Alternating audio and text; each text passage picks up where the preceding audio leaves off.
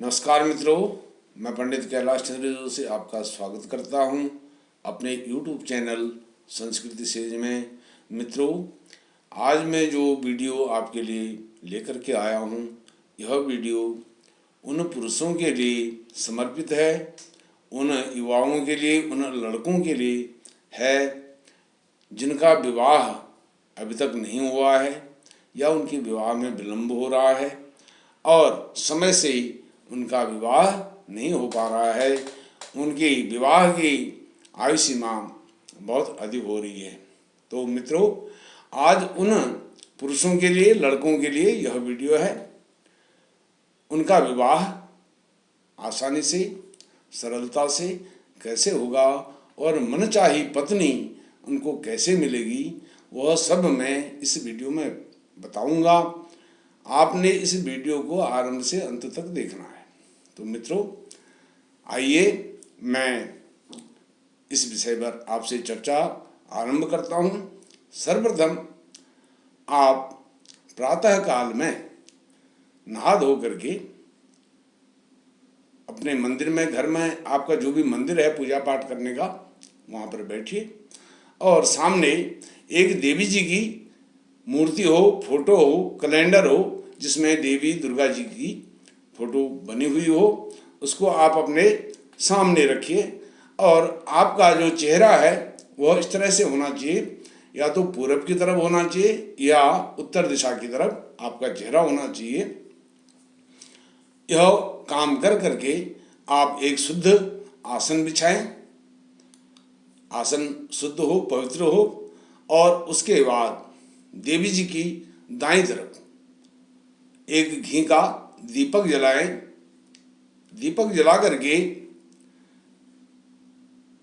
फिर आपने देवी जी का ध्यान करना है। ध्यान कैसे करना है वह मैं आपको बताता हूँ। यह केवल ध्यान करने का मंत्र है, जो अभी बता रहा हूँ वह ध्यान करने का मंत्र है।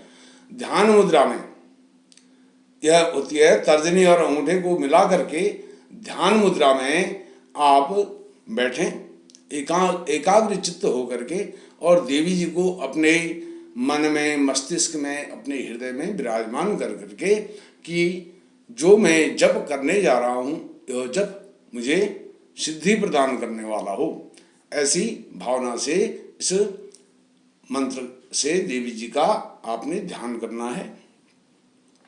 और यह ध्यान का जो मंत्र है उसको आपने सावधानी से सुनना है और फिर उस मंत्र को जपना है और फिर देवी जी का ध्यान करना है। वह मंत्र है सर्वमंगल मंगल्ये शिवे सर्वार्थ साधिके शरण्ये त्र्यंबके गौरी नारायणी नमोस्तुते।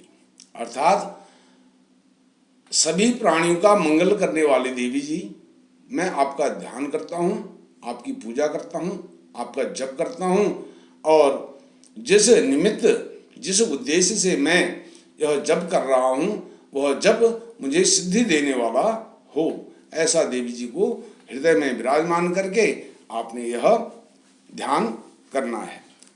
और यह जो जब आपने आरंभ करना है, यह जब आपने आरंभ करना है शुक्ल पक्ष की, कोई भी मास हो, कोई भी महीना हो, उसकी शुक्ल पक्ष की पंचमी तिथि हो, अष्टमी तिथि हो, नवमी तिथि हो, या फिर चतुर्दशी और पूर्णमासी तिथि हो। इन 5 तिथियों में से किसी भी दिन आप इसको आरंभ कर सकते हैं। कम से कम आप इस मंत्र का, जो मंत्र आपको मैं बताने जा रहा हूँ, इस मंत्र का आपने आरंभ 11 मंत्र से करना है और फिर इसको आप उत्तरोत्तर दिन प्रतिदिन बढ़ाते जाइए, बढ़ाते जाइए, बढ़ाते जाइए। आप जितनी संख्या में करेंगे उसको उस कारण से आपको जल्दी उसका लाभ प्राप्त होगा। आपका जो विवाह का संबंध है, विवाह की बातचीत है, जो रुक जाती है, विघ्न बाधा आती है, वह उसमें कोई विघ्न बाधा नहीं आएगी। आपका विवाह आसानी से हो जाएगा। और उस जो जपनीय मंत्र है, जप करने वाला मंत्र है, जिसको जपने से आपको मनचाही पत्नी प्राप्त होगी, उस मंत्र को बताने से पूर्व एक बात आपको और बताना चाहता हूँ। और उस बात को बताने से पहले भी मैं आपसे कहना चाहूँगा, यदि आप मेरे चैनल पर पहली बार आए हैं, नए जुड़े हैं, तो मेरे चैनल को सब्सक्राइब जरूर करें और इस वीडियो को लाइक करें और उसके बाद अपने मित्रगणों के साथ इसको शेयर भी जरूर करें। आइए मैं बताता हूँ, शादी से पूर्व आपने क्या सावधानी करनी है। जब आप इस मंत्र को जप कर रहे हैं और जपने के बाद जब आपका चल रहा है, जबकि चलते हुए आपके विवाह की बातचीत हो जाती है, विवाह की तिथि लग्न तय हो जाता है और आपका विवाह भी हो जाता है। 2 महीने, 4 महीने, 6 महीने, साल भर में जब भी हो, तो जब आप अपनी पत्नी को घर लेकर के आए विवाह के दिन, आपकी पत्नी का गृह प्रवेश हो, उस दिन जब पंडित जी पूरा पूजा पाठ कर लें दुल्हन और वर के हाथ से, तो पंडित जी को, जो आपके पंडित जी विवाह कराने वाले पंडित जी हैं, शादी कराने वाले पंडित जी हैं, उन पंडित जी को यथाशक्ति आपने दक्षिणा देनी है। जो आपकी श्रद्धा हो दक्षिणा देनी है, तभी यह जप, यह सिद्धि आपकी पूर्ण मानी जाएगी। यदि आप ऐसा नहीं करते हैं तो आपके दाम्पत्य जीवन में, जो पारिवारिक जीवन है, पति पत्नी का जीवन है, उसमें कुछ विघ्न बाधा आ सकती है। इसलिए सावधानी पूर्वक इस बात का आपने ध्यान रखना है। जब आप अपनी नववधू का पत्नी को गृह प्रवेश करा रहे हैं, उसके बाद जो भी लोकाचार से पंडित जी पूजा कराते हैं, उस पूजन के बाद जब पंडित जी अपने घर को प्रस्थान करें जाएं, तो उनको यथाशक्ति दक्षिणा देनी है। जो भी आपकी श्रद्धा हो वह दक्षिणा आपने देनी है। और उनके चरण स्पर्श करके, दोनों लोगों ने, पति और पत्नी दोनों ने चरण स्पर्श करके उनसे आशीर्वाद ग्रहण करना है।